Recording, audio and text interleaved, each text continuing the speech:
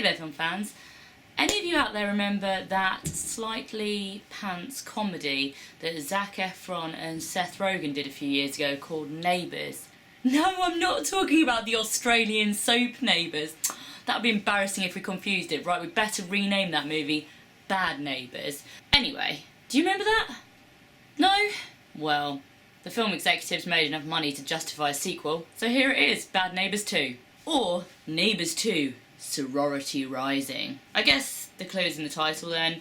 Instead of a fraternity moving next door to Seth Rogen and his wife and child, this time it's a sorority. And I feel like perhaps I didn't get the full horror of the first one because I watched it on my TV screen as opposed to in the cinema, because this is shocking. There's genuinely so much I disliked about this film that I don't really know where to begin. I guess we could start at the beginning, and the first scene is a sex/vomit/dildo gag. As I'm sure you can guess, it's some highbrow shit coming up. Do you know what's really cool and really funny and I love talking about? Smoking pot. It's like so cool. I just love talking. Oh, fuck my life. Seriously, is Seth Rogen 14?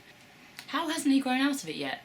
Superficially, this film has the message that women should have the same rights as men. And yet, quite early in the movie, the sorority use their sexuality as a weapon and so completely undermine that point. Overall, the message feels kind of preachy, plus it's made very clear that these are young children who don't really understand stuff yet, to the extent where they need the guidance of Zac Efron to teach them how to run a sorority house. And yet they manage to undermine him, pigeonhole him as a hot guy, thus being sexist against him. And it's all just hilariously funny, but it's not. There are no jokes with it, it's just, oh.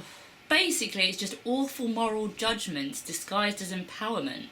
There's a couple of the jokes that are mildly amusing. There's a Jewish one that's just quite inexcusable, really. Rose Byrne is not funny.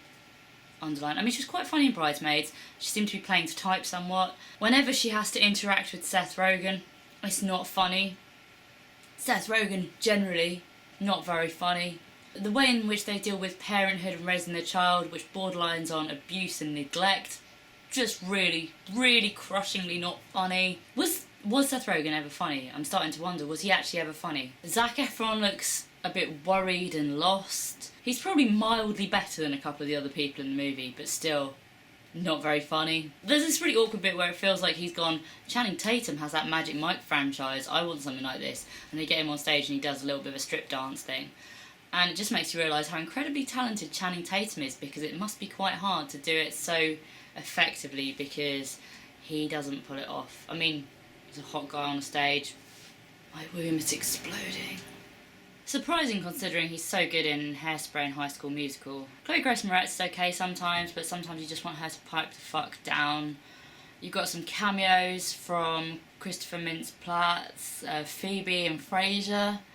Seem a bit pointless. It's just really mean-spirited and not funny. I mean, if this is what comedy has come to these days, then we are fucked, mate. I laughed once because Zac Efron threw a tyre at a door and it bounced back and knocked Seth Rogen over. Hilarious. That said, some of the audience seem to find it hysterical, so maybe I'm just not into humour. What did you guys think? Am I being too harsh? Let me know in the comments. Don't forget to subscribe to my channel. Let me know some decent comedies so that I can wipe this from my mind.